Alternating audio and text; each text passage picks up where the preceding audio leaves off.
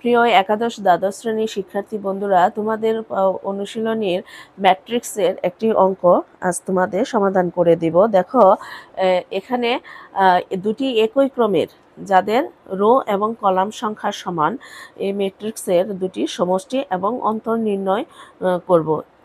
ম্যাট্রিক্সের ক্ষেত্রে সমষ্টিকে বলা হয় এডিশন আর অন্তর হলো সাবট্রাকশন।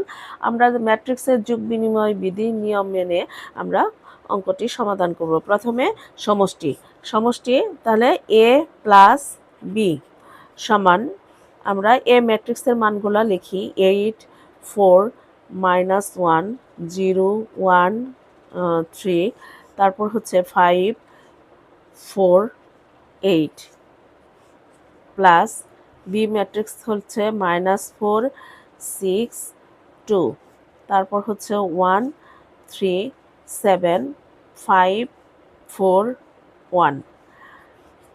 এই দুটি ম্যাট্রিক্সের আমরা কলাম বরাবর যদি যোগ করি তাহলে আমাদের ভুল হবে না।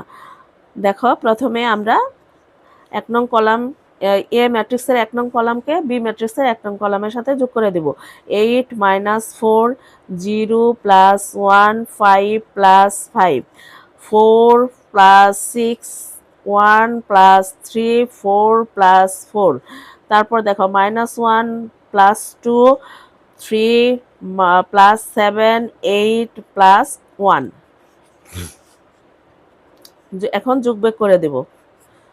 তাহলে এখানে হচ্ছে 4 1 10, আর এখানে হচ্ছে 10 3 4 8 1 10 9 আনসার।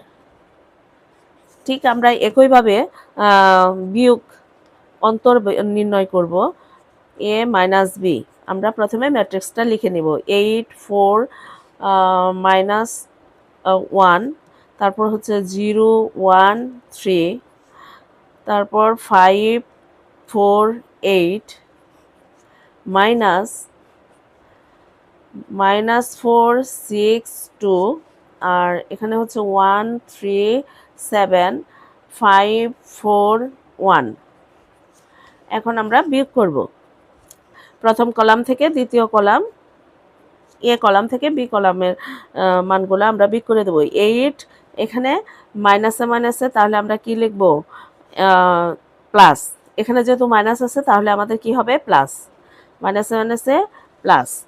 0 এখানে হবে মাইনাস, 5 -5, তারপরে 4 -6 1 -3 4 -4, তারপর দেখো -1 -2 3 -7 8 -1।